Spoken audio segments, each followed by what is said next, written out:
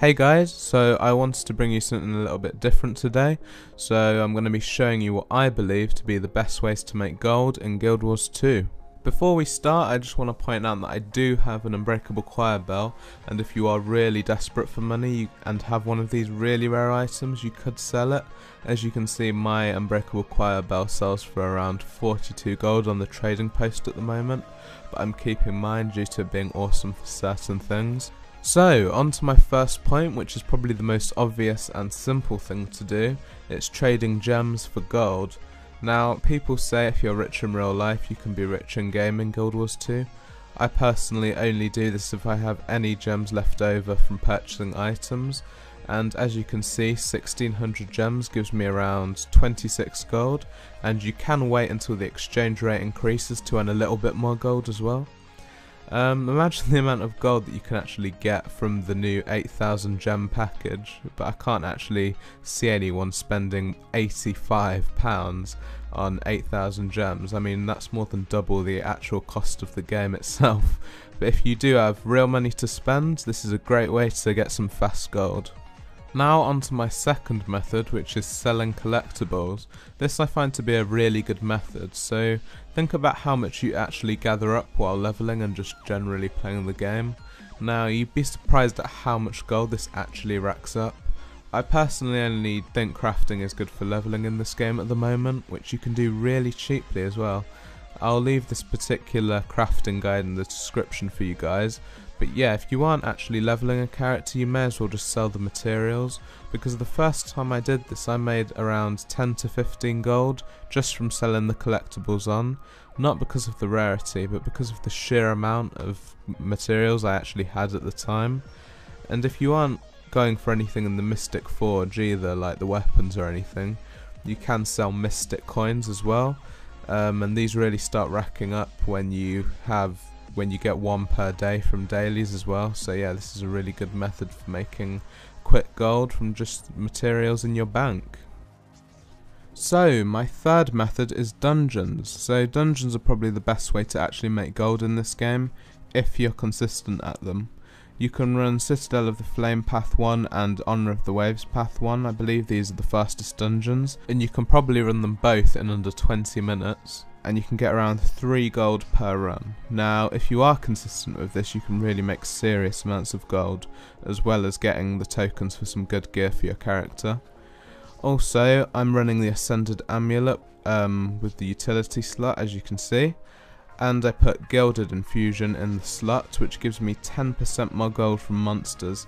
Now this really is brilliant for dungeons, as it helps. Initially it only helps a little bit, but over time that little bit turns into a lot, believe me, it really does help. Now the fourth method is one that I can't fully explain, as I've never really done it, but it does involve playing the trading post. Now what I know is that it means buying low with custom orders and selling it for more than you bought it. Now I know people who have done this and perfected it and are running around with like thousands of gold, so it really does work if you're dedicated to it. I also found this diagram for you guys, which is an example of how to make profits from playing the trading post.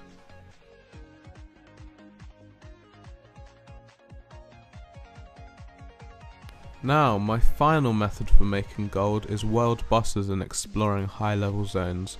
I'll start off with world bosses. Now, I recommend going to Guild Wars Temple's Dragon Timer, which will show you how long until one of the boss events starts on your server. Now, these boss events are really good because you get 2 rares each time you complete it, and a chance at a legendary precursor, and at the rate you can be doing these events, you will get a lot of rare armor and weapons.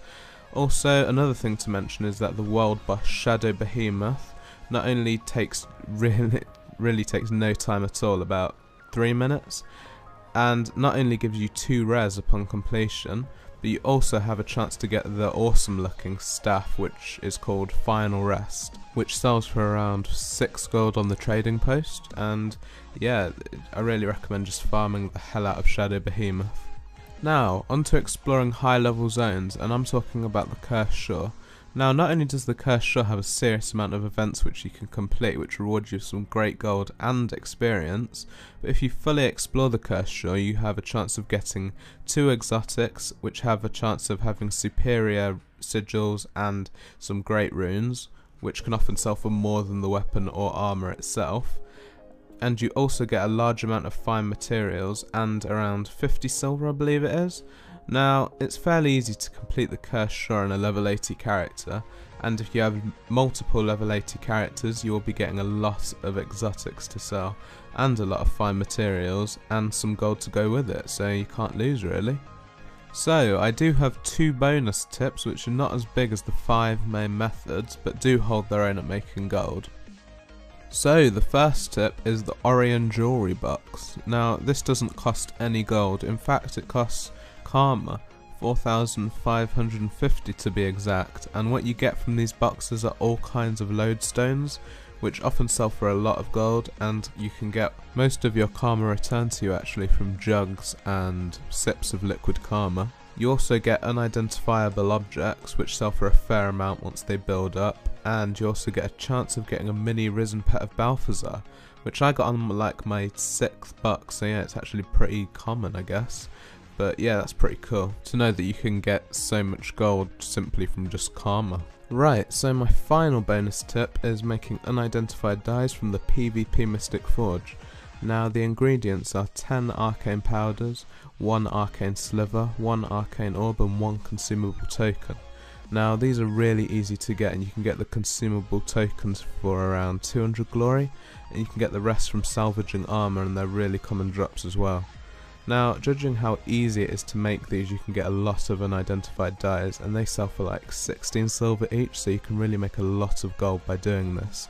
And you have a chance of getting some really rare dyes like Abyss, which sell for around 21 gold, so that's a lot of gold right there from 1 dye.